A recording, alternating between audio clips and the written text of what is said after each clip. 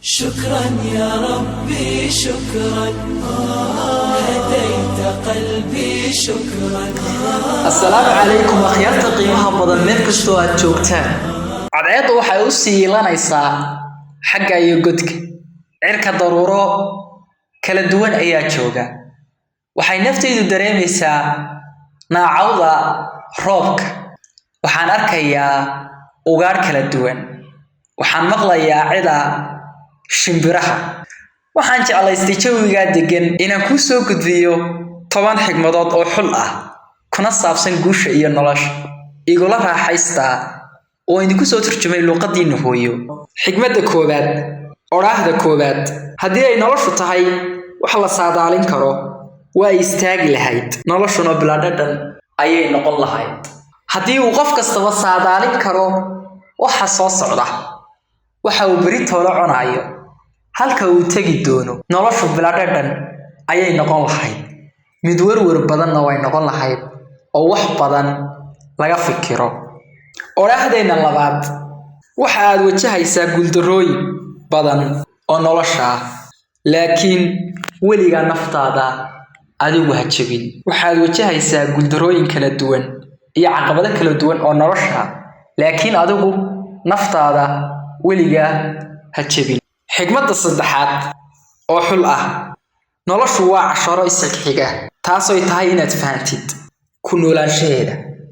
noloshu waa casharo isxiga taasoo tahay inaad fahantid ku noolaanshaheeda.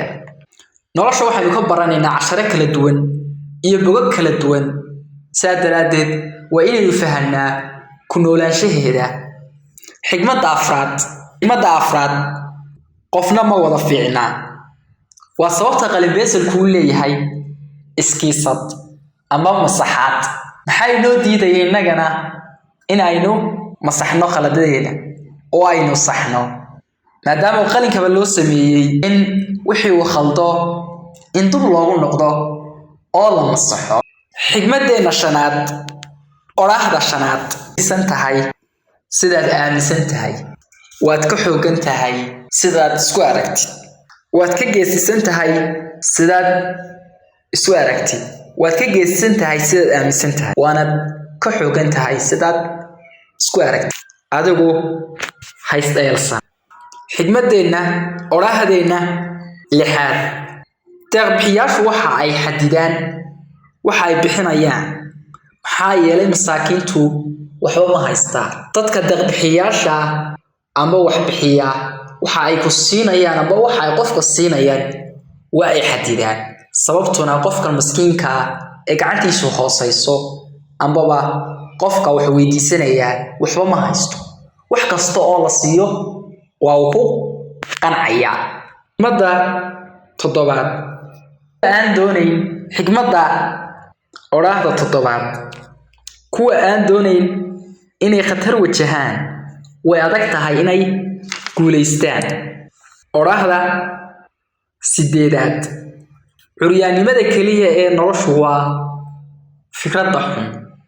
curyaannimada keliya ee bini'aadanka ragaadisa ama bini'aadanka curyaamisa waa fikradda xun ee maaha jirka saynu naqaanano dadka naafada. oraahda sagaalaad xusuusnow riyooyinkaaga una dagaalan iyaga.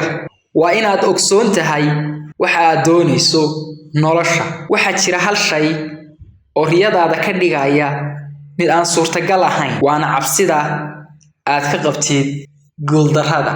waxaa jira hal shay oo kaa dhigaya mid aan suurtagal ahayn inaad guul gaadho taasina waa cabsida aad ka qabtid guuldarrada.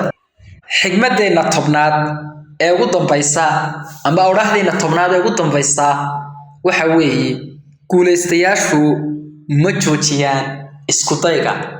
wax kasta oo ku dhaca ma joojiyaan ismana dhiibaan. oo walaalkii xasan mawlid xusni oo idin leh waqtigu ha idiin fiicnaado. waxaan idiin soo dayn doonaa barnaamijyo kala duwan oo idin xiise geliya. هديت قلبي شكرا نورت دربي شكرا شكرا يا رب